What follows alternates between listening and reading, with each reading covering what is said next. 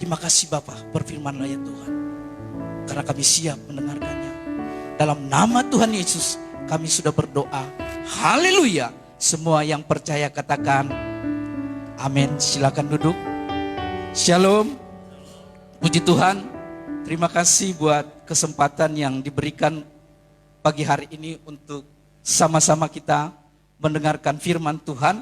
Dan kita akan sama-sama buka Alkitab kita yang terdapat di dalam Yeremia pasal 13 ayat yang pertama sampai ayat yang ke-11. Sekali lagi saya katakan, kita baca di dalam kitab Yeremia pasal 13 ayat yang pertama sampai ayat yang ke-11. Demikian bunyi firman Tuhan, ikat pinggang yang menjadi lapuk.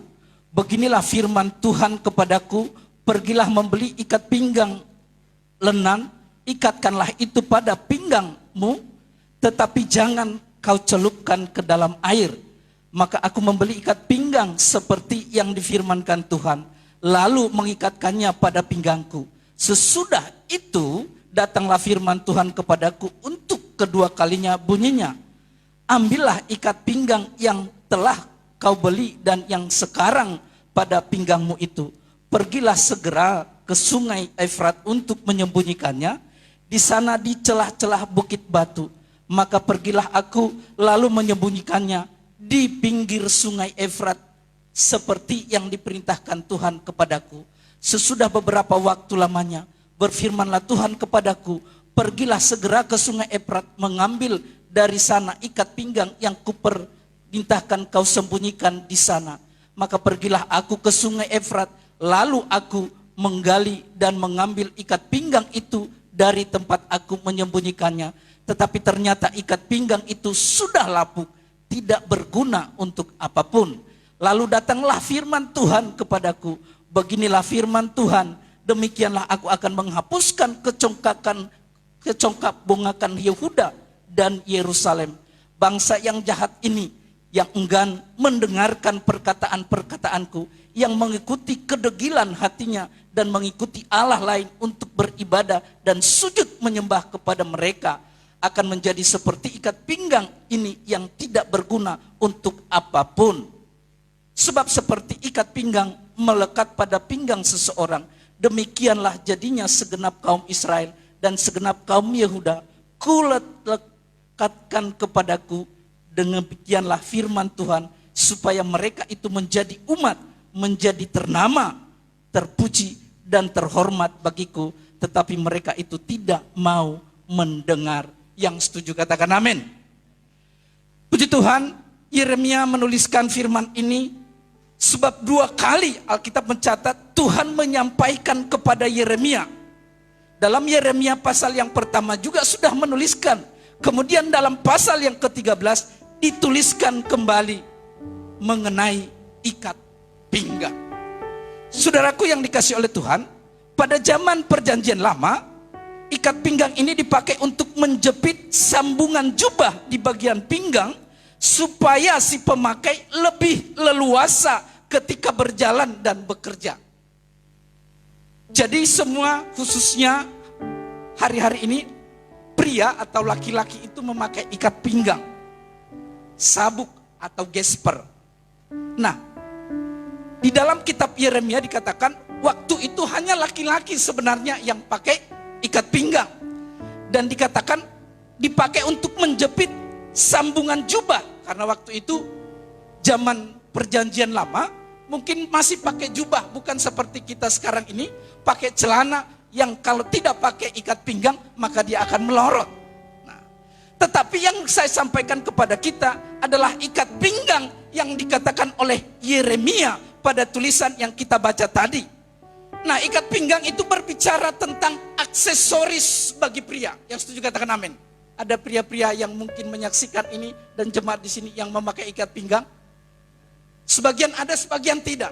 Kalau biasanya kalau pakai seperti celana yang saya pakai ini, mereka akan pakai celana ikat pinggang. Tetapi biasanya kalau saya sendiri pakai celana jeans, itu tidak pakai ikat pinggang karena dia sudah ketat di perut, apalagi seperti perut saya agak buncit selama kurang lebih 2 bulan. Nah, saudara yang dikasihi Tuhan, Itu yang pertama, ikat pinggang berbicara tentang aksesoris bagi pria. Yang kedua, ikat pinggang itu berbicara tentang kesiapan orang untuk bekerja. Simbol untuk bekerja. Makanya kalau kita ingin bekerja keras, maka kita ikat pinggang kuat-kuat supaya nantinya kita tidak cepat untuk lapar, kita tidak cepat untuk lelah. Akhirnya kita ikat pinggang. Nah, saudara yang dikasih oleh Tuhan, ikat pinggang yang saya sampaikan, Allah Yeremia sampaikan kepada kita, berbicara tentang bangsa, berbicara tentang umat. Sedangkan lenan yang dikatakan tadi, kain yang mahal atau harga yang fantastis. Kalau sekarang harga kain yang fantastis mungkin banyak, tetapi pada zaman itu disebut lenan. Lenan yang halus, kain yang mahal, bahkan harga yang fantastis. Saudara yang dikasih oleh Tuhan, Yeremia sebagai aktor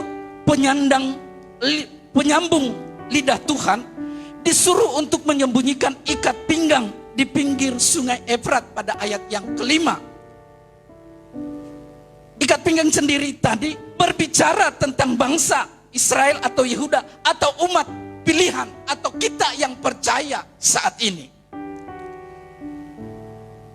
Ketika bangsa itu, ketika umat itu melekat di pinggangnya Tuhan, ketika bangsa itu dipakai sebagai ikat pinggang yang mahal, aksesoris yang mahal, maka dikatakan bangsa itu tidak pernah mengalami kekurangan.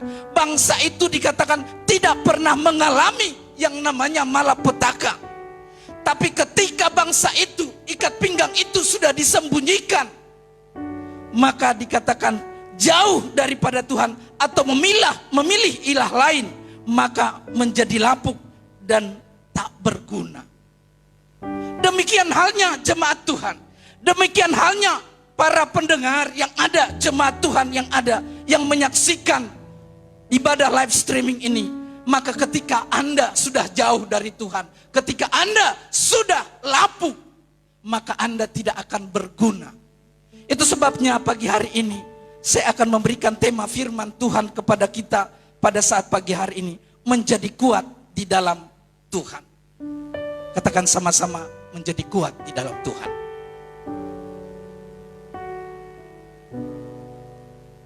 Saudara yang dikasih oleh Tuhan, lalu bagaimana supaya kita kuat di dalam Tuhan dan menjadi aksesoris yang mahal?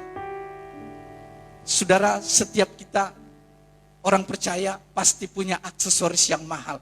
Ada namanya jam tangan, ada namanya cincin, ada namanya kalung, bahkan perhiasan-perhiasan di rumah pun itu menjadi aksesoris kita. Dan ketika itu aksesoris yang mahal, maka kita akan merawatnya, maka kita akan menjaganya, maka kita akan merawatnya. Demikian halnya ketika kita menjadi aksesorisnya Tuhan,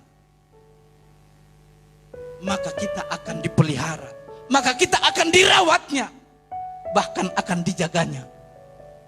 Maka jadilah aksesorisnya Tuhan, maka jadilah yang berharga di hadapan Tuhan, supaya kita dipelihara, supaya kita kuat di dalam Tuhan. Beberapa puluh tahun yang lalu, saya mengikuti seminar dengan hamba-hamba Tuhan. Dan jam saya dulu seperti ini harga 150.000. Itu pun masih ada kembalian. Bombon namanya, kembalian. Berarti harga murah toh. Dan suatu ketika kami ketemu dalam seminar ini, ketemu dengan rekan-rekan teman, baru dikatakan kepada saya begini, "Loh, jammu masih itu ya? Karena jamnya mahal." Jadi saya katakan iya, ini pun hampir-hampir nyaris mati kalau kena air, apalagi jatuh. Tidak berapa lama kemudian, 2 bulan kemudian, beliau ini sakit. Sampai bulan yang lalu dia meninggal. Dia sudah lama diimpus di rumah, dan bulan yang lalu dia meninggal. Kami sudah beberapa kali memberikan sedikit bantuan dari teman-teman satu grup, kemudian memberikan segala sesuatunya di samping doa, dan akhirnya beliau ini meninggal. Tapi bukan karena jam tangan yang paling mahal atau jam saya murah, bukan. Tetapi oleh karena penyakit. Nah saudaraku yang dikasih oleh Tuhan, ternyata aksesoris itu bisa menjadi kesombongan bagi seseorang. Apalagi kita sudah naik mobil yang mahal. Apalagi sepatu kita sepatu yang mahal. Apalagi rumah kita rumah mewah dan sebagainya. Bisa menjadikan kita sombong. Akhirnya ketika kita sombong, akhirnya ketika dewakan aksesoris kita itu menjadi tuan kita, maka itulah yang menghanyutkan kita, maka itulah yang membawa kita kepada kehancuran. Itu sebabnya pagi hari ini Saudara Yeremia berbicara tentang aksesoris ini, supaya aksesoris itu dijaga dengan baik-baik. Maka ketika umat Tuhan atau bangsa itu menjadi aksesoris yang mahal, dia akan dipelihara, dia akan dirawat, bahkan dia akan dijaga sekalipun dalam situasi dan krisis ekonomi yang terjadi, tapi dia tetap dipelihara oleh Tuhan. Dan harapan saya pagi hari ini bagi setiap orang yang menyaksikan ibadah ini, kita tetap dalam pemeliharaan Tuhan karena kita adalah aksesoris yang mahal. Pertanyaannya adalah, bagaimana supaya kita kuat di dalam Tuhan dan menjadi aksesoris yang mahal? Coba kita lihat contoh yang pertama di dalam Daniel pasal yang ke-8.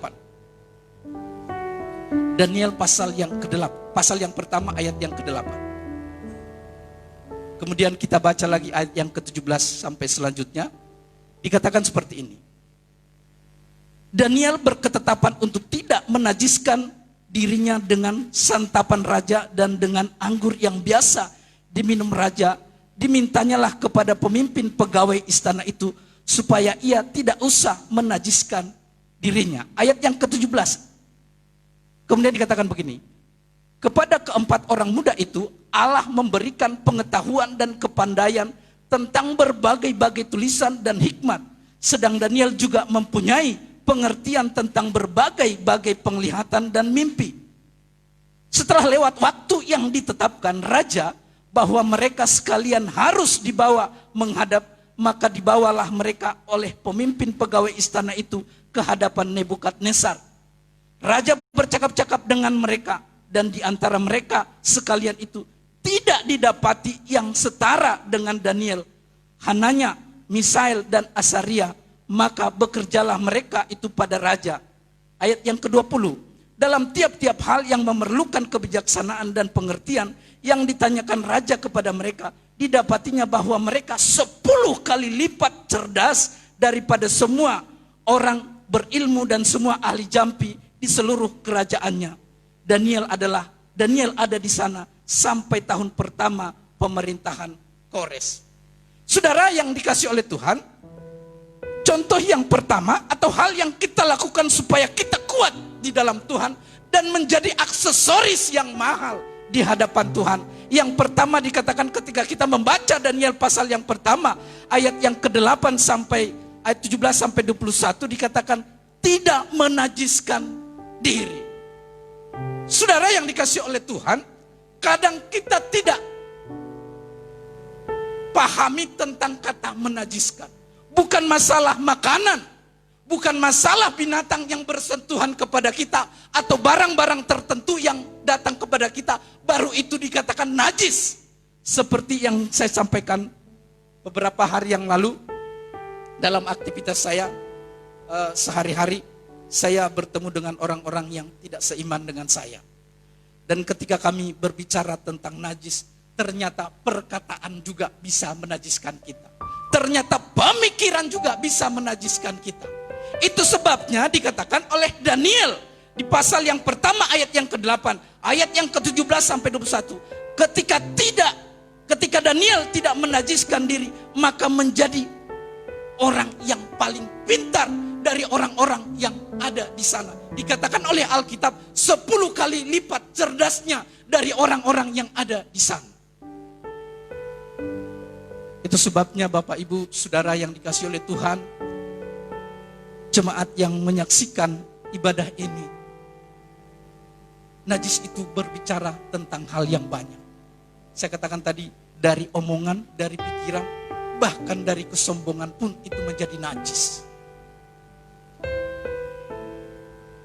Seringkali kita tidak menyadari dalam persekutuan-persekutuan tertentu. Karena tidak ada makanan yang halal menurut kita, maka yang haram pun jadi. Tidak seperti itu. Saya banyak menemui hal-hal seperti itu dalam perkumpulan-perkumpulan. Walaupun dia sudah menjadi majelis gereja, walaupun dia sudah menjadi diaken, ketika ada makanan yang enak, walaupun itu diharamkan oleh Alkitab, tetap dia makan. Karena enak bagi tubuh. Saudara yang dikasih oleh Tuhan, hal inilah yang perlu kita lakukan untuk kita menjadi aksesoris yang mahal. Tidak menajiskan diri. Kemudian dalam Daniel yang kedua dikatakan, bahkan Raja Nebukadnezar tidak memberitahu tentang mimpinya kepada Daniel. Tetapi Daniel bisa mengartikannya karena dia cerdas, karena dia barang yang mahal. Bahkan dalam ayat-ayat yang selanjutnya ada tulisan yang aneh yang tidak bisa dibaca oleh siapapun, tapi Daniel bisa membacanya. Akhir-akhir ini ada tulisan yang viral di Indonesia, khususnya di medsos, dikatakan 26kan aku di 77mu. Kalau itu kan gampang kan? Kurelakan aku di sini. Gampang. Tapi tulisan yang dikatakan oleh Nebukadnezar, siapapun tidak bisa membacanya kecuali Daniel. Katakan wow. Luar biasa. Padahal waktu itu tidak ada sekolah yang seperti sekarang ini. Tetapi Daniel dikatakan lebih cerdas 10 kali lipat dari orang-orang yang ada di sekitarnya. Kalau seperti yang tulisan yang saya sampaikan tadi, itu ditulis di belakang truk. Contohnya seperti truknya Pak Pendeta di depan itu. Ditulis di belakangnya, 26kan aku di 77mu. Kan dua alternatif pengertiannya. Di sisi kekasihnya, di sisi Tuhannya, kan begitu toh? Tetapi yang menulis ini punya ilham yang luar biasa. Tetapi Alkitab mencatat Daniel 10 kali cerdas dari orang-orang yang ada di istana itu pada waktu itu. Karena apa? Kenapa dia begitu cerdas? Karena dia adalah aksesoris yang mahal. Dia tidak menajiskan dirinya. Walaupun dia bekerja di istana raja, walaupun dia melakukan segala sesuatu bisa, tapi dia tidak menajiskan dirinya. Hari-hari ini di situasi dan kondisi yang mungkin secara manusia kita sukar, yang mungkin secara ekonomi kita sulit, saya mau katakan kepada kita, jangan pernah najiskan dirimu. Yang setuju katakan amin. Jangan karena tidak ada lagi beras di rumah, jangan karena tidak ada lagi beli gas di rumah, terus engkau menajiskan dirimu. Ketahuilah, ketika engkau menjadi barang yang mahal, aksesoris yang mahal, Tuhan akan pelihara hidupmu. Yang kedua, contoh yang kedua, bagaimana supaya kita kuat di dalam Tuhan. Yang pertama saya tadi katakan, tidak menajiskan diri. Yang kedua adalah mengasihi firman Allah. Di dalam Mazmur 119 ayat 97 dikatakan Daud merenungkan Taurat itu sepanjang hari. Begitu yakinnya bahwa Daud itu Tuhan berbicara lewat firman-Nya, sehingga dia mengatakan, sepanjang hari aku merenungkan firman-Mu. Dan hal ini menjadi satu kekuatan dalam setiap orang percaya, karena setiap kita beribadah, setiap kita melakukan aktivitas kita, maka segala sesuatunya ada pada firman Allah. Seperti yang saya sampaikan yang pertama tadi, tentang menajiskan. Nah, itu sebabnya, coba kita lihat dalam 1 Samuel 16. Kita membaca Alkitab kita dalam 1 Samuel 16.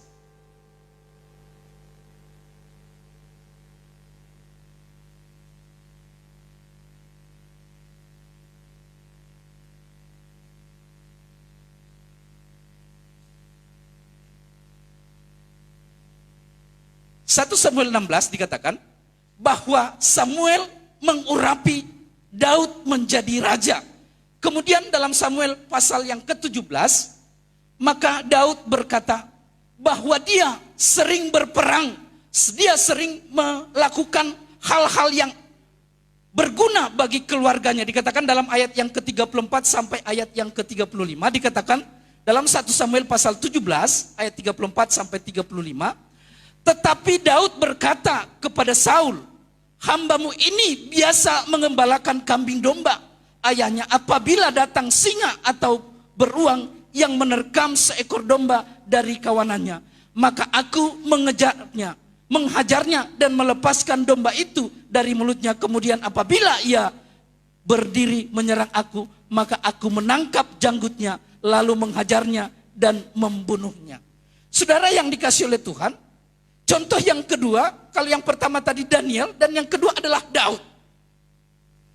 Daud menjadi gembala kambing domba. Sekalipun dia sudah diurapi oleh Samuel menjadi raja pada saat itu. Tapi dia katakan, aku biasa mengembalakan domba. Saudara, mengasihi Tuhan itu bukan harus kita melayani. Saudara, mengasihi Allah itu bukan harus kita ada di mimbar seperti ini. Mengasihi Tuhan itu pun bisa Anda di rumah seperti yang Anda lakukan pada saat ini menyaksikan ibadah live streaming. Mungkin Anda sedang duduk, mungkin Anda sedang jongkok dan sebagainya. Itu terserah Anda karena kita nggak melihat. Hanya Tuhan yang tahu. Atau mungkin Anda berjalan-jalan dari dapur ke ruang tengah. Ataupun Anda sedang mengambil HP. Ataupun apa yang Anda lakukan. Tetapi ketika Anda duduk diam. Tetapi ketika Anda mendengarkan firman ini. Anda adalah salah satu orang yang mengasihi Allah. Anda adalah salah satu yang mengasihi Allah. Tetapi ketika Anda meremehkan firman Tuhan dan melakukan kegiatan-kegiatan sambil beribadah, mungkin membuka HP, mungkin menerima telepon, bahkan mungkin Anda sedang membersihkan sesuatu di rumah Anda, ketahuilah Anda tidak mengasihi Tuhan. Apakah harus hari Minggu Anda mengepel? Apakah harus hari Minggu Anda bisa menyapu sambil ibadah? Di hari-hari berikutnya, kurang lebih 2 bulan kita di lockdown. Apakah Anda tidak bisa melakukan hal itu?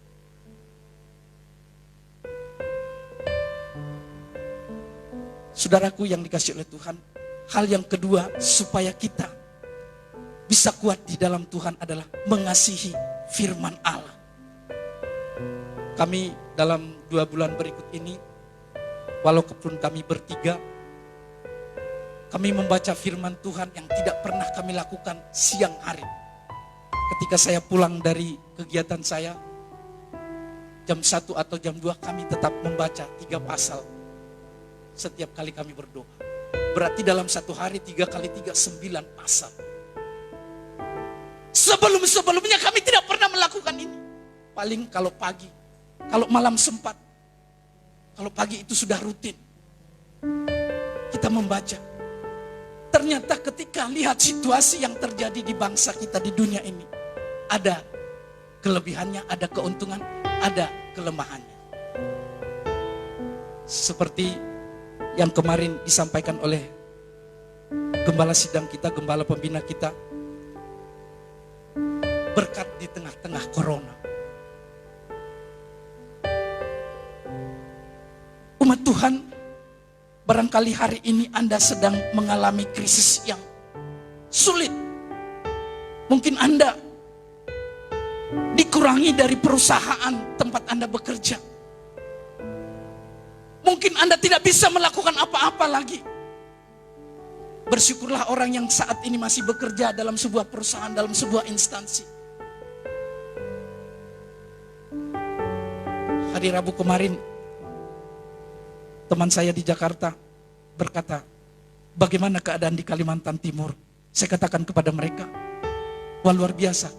Walaupun dalam keadaan situasi pandemik seperti ini, kami masih diberkati oleh Tuhan.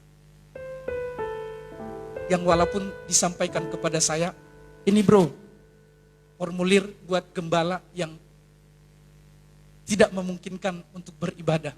Jadi dalam formulir itu saya lihat ada 600 per bulan dikasih. Tapi saya katakan, bukan saya nggak butuh dengan berkat itu.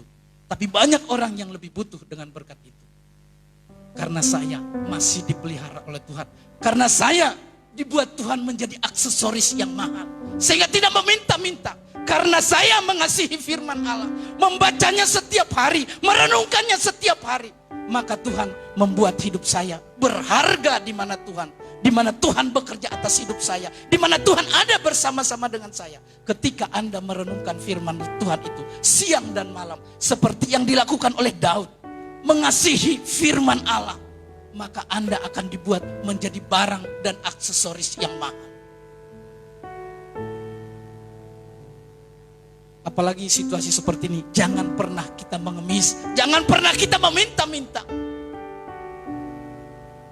Kalau kita lihat di berita, banyak orang yang datang ke ibu kota menjadi pengemis, padahal badannya sehat, padahal badannya kuat. Sekarang apa yang tidak bisa kita jual? Bukan hanya makanan yang kita bisa jual. Saya kemarin karena banyak orang sekarang ini berkebun di rumah. Kalau nggak ada kebunnya, berkebun di rumah. Sehingga di sekolah kami ada seorang security menjual bukan makanan tapi kotoran. Tahu nggak berapa saudara? Dalam karung yang 10 karung itu dijual 5.000. Dibuat di grup. Bapak ibu yang mau, kalau diantar tambah ongkos 1.000 di sekitar sini. Wah, luar biasa. Bukan hanya makanan yang bisa dia jual, tapi kotoran pun dia bisa jual untuk menghidupi keluarga. Padahal kita lebih daripada dia. Yang Anda mungkin masih bisa tidur enak, memakai AC, memakai kipas dan sebagainya. Saya kemarin datangi ke rumahnya dan saya beli kotoran itu 2 karung. Sebenarnya nggak begitu penting buat saya itu. Tetapi alasan saya datang mau beli. Akhirnya saya bawa. Makanya mobil saya di belakang agak sedikit bau. Tapi nggak apa-apa, biar orang lain senang. Jadi banyak hal yang kita lakukan di tengah-tengah situasi dan kondisi seperti ini.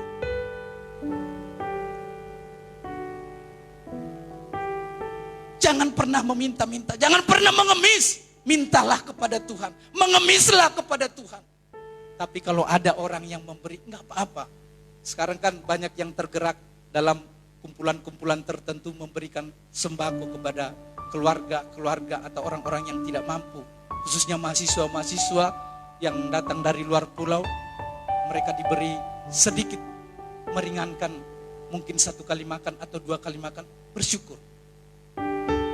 Itu sebabnya kalau Anda mengasihi firman Allah, kalau kita seperti Daud ini, maka Daud menjadi barang yang berharga, aksesoris yang mahal, sehingga dia tidak pernah kesusahan dalam segala sesuatu. Di tengah-tengah situasi, dalam peperangan sekalipun, Daud dipelihara oleh Tuhan. Hal yang sama ketika kita mengasihi firman Allah. Hal yang sama ketika kita mencintai firman Tuhan. Anda tidak akan pernah kekurangan. Anda tidak pernah disisihkan. Tetapi Anda akan dipelihara dan diberkati oleh Tuhan. Ini janji firman Tuhan. Itu yang kedua. Dan yang ketiga, ini yang terakhir. Di dalam 2 Samuel 7 ayat yang ke-18. Dalam Samuel 7 ayat yang ke-18. Doa syukur Daud. Saudara, bagaimana kita supaya menjadi kuat dan menjadi aksesoris yang mahal di hadapan Tuhan?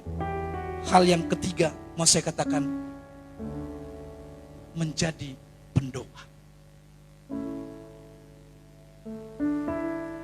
Ada komunikasi antara kita dengan Tuhan kita.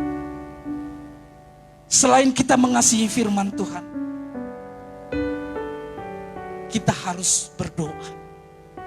Sekalipun Anda berusaha, punya banyak harta, Bahkan jabatan Anda tidak bisa digeserkan oleh siapapun. Di tengah-tengah krisis seperti ini yang terjadi di bangsa kita. Maka ketahuilah ketika Anda tidak berdoa. Maka ketahuilah ketika Anda tidak ada komunikasi dengan Tuhan Anda. Maka jabatan itu, harta itu akan bisa lenyap. Dulu siapa bilang gak bisa menangkap Bill Gates? Sekarang dia sudah ketangkap. Orang terkaya di dunia. Mungkin Anda orang terkaya di Kalimantan Timur.